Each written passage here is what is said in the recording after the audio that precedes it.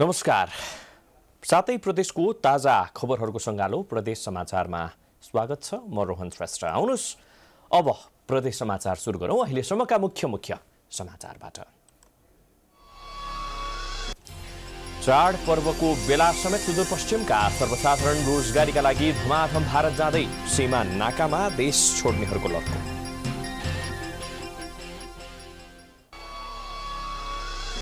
Corona संक्रमणका कारण यस वर्ष चाडपर्वमा माटोको भाँडा बिक्रीमा कमी, पेसा नै धरापमा पर्ने भन्दै व्यवसायी चिन्तित।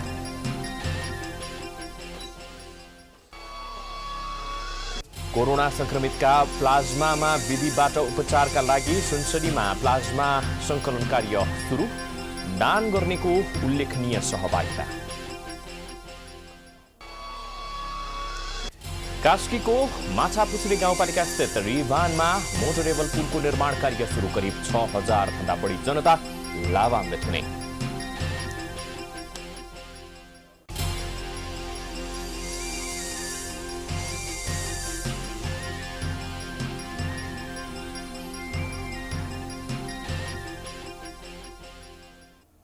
आजको प्रदेश समाचार सुरु गरौँ। सुदूरपश्चिम प्रदेशका नाकाबाट भारत जानेको संख्या बढ्दै गएको सम्बन्धी प्रसङ्गबाट। सुदूरपश्चिम प्रदेशका विभिन्न नाकाबाट रोजगारीका लागि भारत जानेको संख्या बढ्दै गएको छ। कञ्चनपुर तथा कैलालीका नाकाबाट भारत जानेहरूको लाम दिनहुँ लाग्ने गरेको छ। स्वदेशमा रोजगार नभएको कारण कोरोनाको जोखिमका बीच पनि भारत जान बाध्य भएको उनीहरूको भनाइ छ। महामारी भइरहँदा पनि रोजगारीका लागि भारत जानेहरूको भिड लाग्ने गरेको छ। कैलालीको त्रिनगर गौरीफन्टा नाकामा दिनहुँ भारत जानेको भिड लाग्ने गरेको छ। कोरोनासँगै दशैं मनाउन स्वदेश आएका नागरिकहरू दशैं सकिए लगत्तै फेरि रोजगारीका लागि भारत फर्किएका हुन्। दशैं सकिएर तिहार आउँदै गर्दा भारत जानु रहर नभई बाध्यता भएको उनीहरूको गुनासो छ। अब खेतीबारी मात्रै गरियो घरमा, अब त्यो खासै त्यो काम त भएन। उता म होटलमा काम गर्छु। कहिले आउनु भएको भनेदेखि? म जेठतिर आएँ। भारतमा दैनिक 80,000 भन्दा बढी संक्रमित थपिनुका साथै दिनहुँ हजारौंको संख्यामा कोरोना संक्रमणबाट मृत्यु भइरहेको खबर आइरहेका बेला स्वदेशमा रोजगारी नभएपछि बाध्य भएर जानु परेको उनीहरूको भनाइ छ। सुदूरपश्चिम प्रदेशमा भारतबाट लकडाउन अवधिमा झण्डै 1.5 लाख मानिस स्वदेश फर्किएको तथ्याङ्क रहेको छ। स्वदेशमा रोजगारी नभएपछि परिवारमा रोग भन्दा पनि भोक ठूलो भएका कारण भारत जानुको विकल्प नभएको उनीहरूको भनाइ छ। पहिलेदेखि काम गर्नुहुन्छ कि अहिले जानु? पहिलेदेखि काम कहिले आउनु? यहाँ आएको त मार्च आएको लकडाउन भन्दा पहिले। सुदूरपश्चिम प्रदेश सरकारले कोरोना महामारीका कारण प्रभावित भएका 9,000लाई तत्काल स्वरोजगार बनाउन विभिन्न कार्यक्रम अगाडि बढाएको भए पनि रोजगारीका लागि पुनः भारत जाने क्रम रोकिएको छैन। सुदूरपश्चिम प्रदेशको प्रमुख प्रतिपक्षी दल नेपाली कांग्रेस भारत फर्कनेको अवस्था बुझ्न गौरीफन्टा नाका पुगेको थियो। सीमामा नेपालीहरूको अवस्थाका बारेमा कांग्रेसले सुझाव लिएको थियो। अहिले समग्र देश कोरोनाको कारणले त्राहिमाम अवस्थामा छ। कोरोनाको कहर एकदम बढिरहेको छ।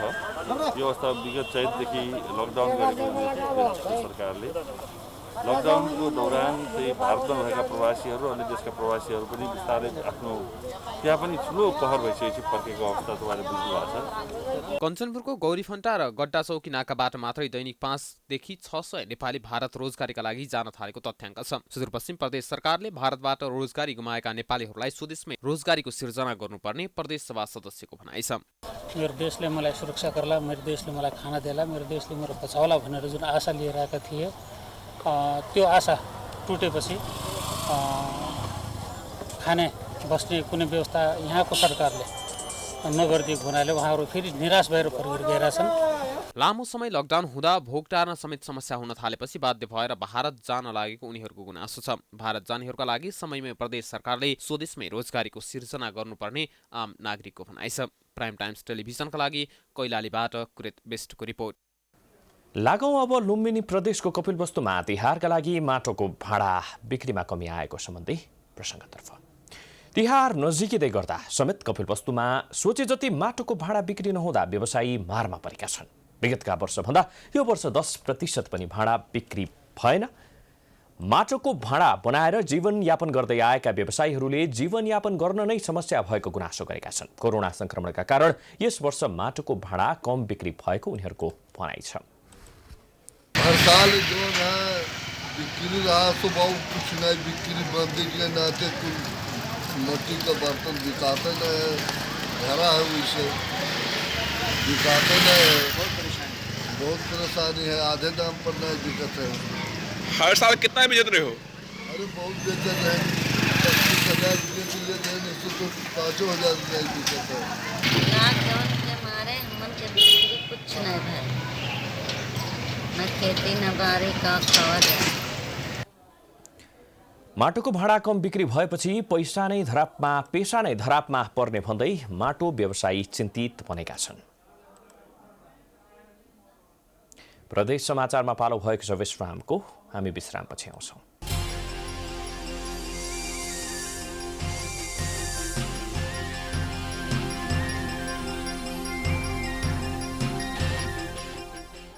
अब लागौं प्रदेश 1 को सुनसरीमा प्लाज्मा संकलन केन्द्र स्थापना भएको सम्बन्धी प्रसङ्गतर्फ।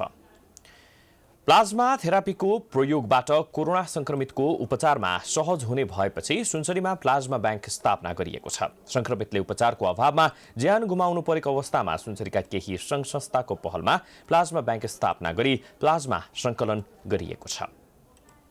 गढी गाउँपालिकामा प्लाज्मा संकलनका लागि कोरोना निको भएकाहरूले प्लाज्मा दान गरेका छन्। प्लाज्मा विधिबाट कोरोना संक्रमितहरूको उपचारमा सहज बनाउन कोरोना संक्रमण जितेर सामान्य जीवनमा फर्किएकाहरूले प्लाज्मा दान गरेका हुन्। कोरोना संक्रमण जितेकाहरूको रगत संकलन गरी रेड क्रस सोसाइटी सुनसरी शाखा प्लाज्मा बैंकका लागि प्लाज्मा संकलन अभियान सुरु गरिएको हो। संक्रमणबाट सामान्य जीवनमा फर्किएकाहरूले प्लाज्मा दान गर्न पाउँदा खुसी व्यक्त गरेका छन्। हैन मेरो प्लाज्माले कसैको ज्यान जोगिन सक्छ भने अहिले विश्वव्यापी कोभिडको महामारी छैन, एउटा सेवाको हिसाबले कोरोना संक्रमित मध्ये पनि गम्भीर बिरामीका लागि प्लाज्मा प्रयोग गर्न सकिन्छ। अङ्ग प्रत्यारोपण भई औषधि खाइरहेका र क्यान्सर रोगका बिरामीसँग रोग प्रतिरोधात्मक क्षमता कम हुने भएकाले यस्ता बिरामीलाई प्लाज्मा थेरापीको प्रयोग गर्न सकिन्छ। आयोजक संस्था लायन्स क्लबका प्रतिनिधि डाक्टर बालकृष्ण शाहले कोरोना संक्रमितहरूका लागि विश्वव्यापी रूपमा प्लाज्मा थेरापी विश्वसनीय भएको बताए। सन्दर्भमा कोभिडका सिकिस्त बिमारीहरूलाई चाहिँ सबैभन्दा भरपर्दो भनेको चाहिँ प्लाज्मा देखिएको छ। किन भन्दाखेरि त्यो प्लाज्मामा चाहिँ त्यो कोभिडको जीवाणुसँग लड्ने एन्टिबडी चाहिँ हुने रहेछ र त्यो एन्टिबडीले चाहिँ गर्दाखेरि चाहिँ प्लाज्मा भएको एन्टिबडीले गर्दाखेरि कोभिडमाथि चाहिँ जित्न मद्दत गर्ने रहेछ। कोभिडको बिमारीलाई चाहिँ निकै उपयोगी हुने रहेछ र त्यस कारणले गर्दाखेरि चाहिँ प्लाज्मा थेरापी चाहिँ अहिले संसारमै चलिरहेको छ र नेपालमा पनि प्लाज्मा थेरापी सुरु भइसकेको छ। विभिन्न सङ्घ संस्थाको सहयोगमा सुरु गरिएको प्लाज्मा संकलन अभियान विस्तार गर्दै लानुपर्ने नेपाल रेडक्रस सोसाइटी सुनसरीले जनाएको छ।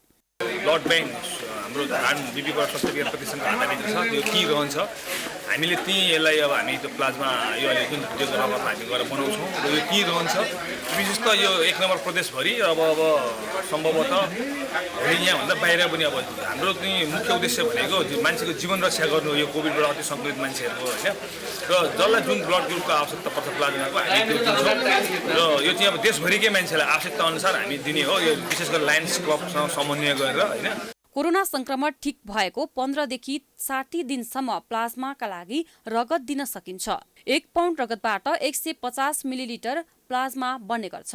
रगत समूह छुटिएर तयार पारिएको प्लाज्मामा 6 महिनासम्म उपचारका लागि प्रयोग गर्न सकिने चिकित्सकहरूले बताएका छन्। सुनसरीबाट विकल।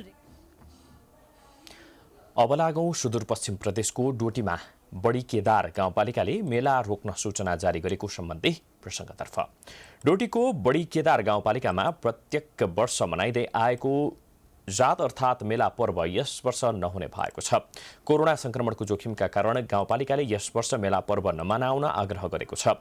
गाउँपालिकाले सूचना जारी गर्दै गाउँपालिकाभित्र मनाइने मेला पर्व ठुलो केदार मेला, अलाडिकी जात, थर्काडी जात लगायतका मेला पर्वमा रोक लगाएको हो। सामाजिक दूरी कायम गरी सुदूरपश्चिम प्रदेशको मुख्य धार्मिक स्थल रहेको बडी केदार मेलामा बढी भिडभाड हुने भएकोले पुज्ने काम बाहेक अन्य काम नगर्न गाउँपालिकाको सूचनामा उल्लेख गरिएको छ। मङ्सिर 10 गतेबाट गाउँपालिकामा चल्ने अति आवश्यक बाहेकका सवारी साधनमा रोक लगाउनुको साथै देउसी भैलो खेल्न पनि रोक लगाएको गाउँपालिकाले जनाएको छ। प्रदेश समाचारमा फेरि पालो भएको छ विश्रामको।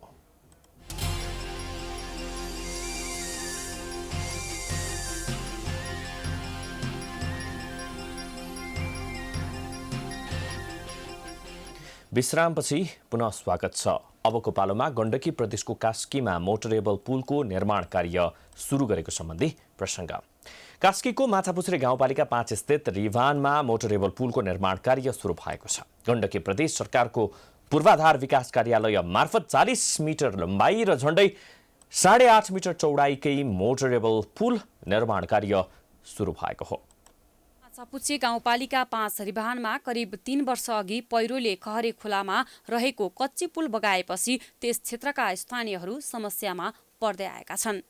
स्थानीयको समस्यालाई मध्यनजर गर्दै पक्की माटेरेवल पुल बन्ने भएको हो। गण्डकी प्रदेश सरकारको पूर्वाधार विकास कार्यालय मार्फत पुल निर्माण हुन थालेको हो। पुल नभएका कारण समस्या भोग्दै आएका र बर्खाको समयमा जोखिम यात्रा गर्नु परेको स्थानीयको गुनासो छ।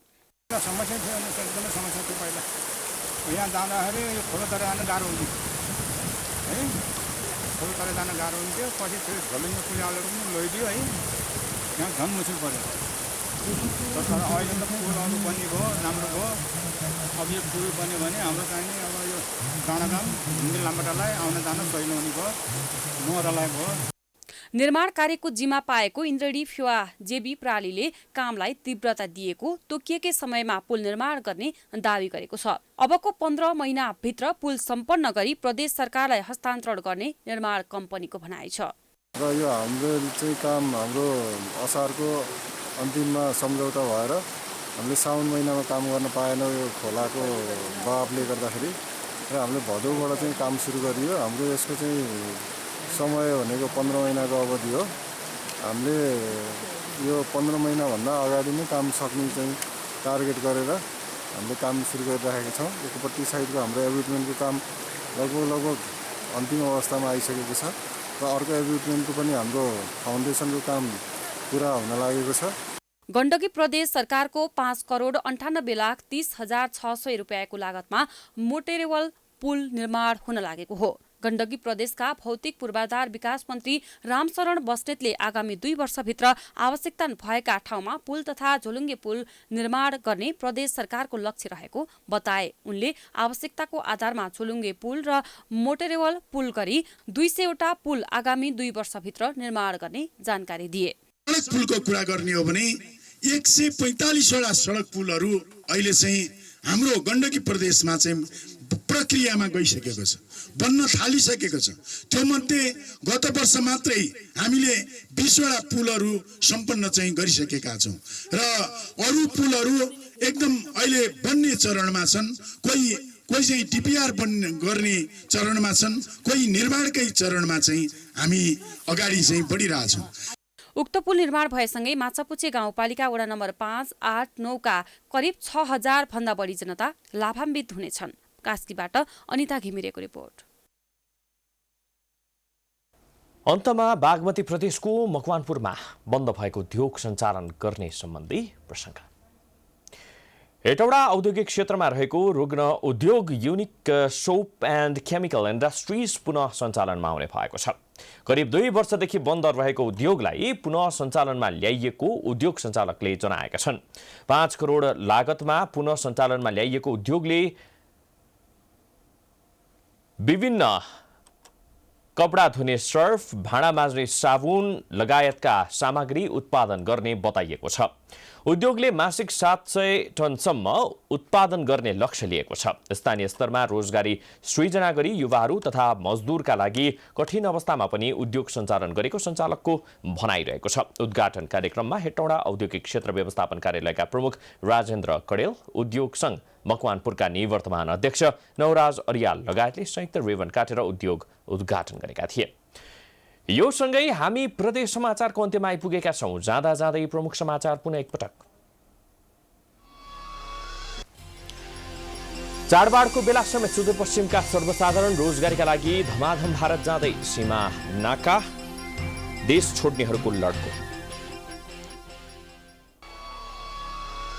कोरोना संक्रमणका कारण यस वर्ष चाडपर्वमा माटोको भाँडा बिक्रीमा कमी, पेसा नै धरापमा पर्ने भन्दै व्यवसायी चिन्तित।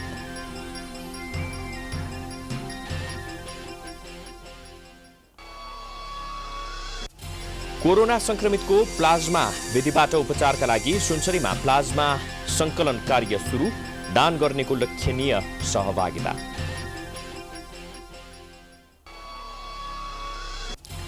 कास्कीको माछापुछ्रे गाउँपालिका स्थित रिभानमा मोटरेबल पुलको निर्माण कार्य सुरु। करिब 6000 भन्दा बढी जनता लाभान्वित।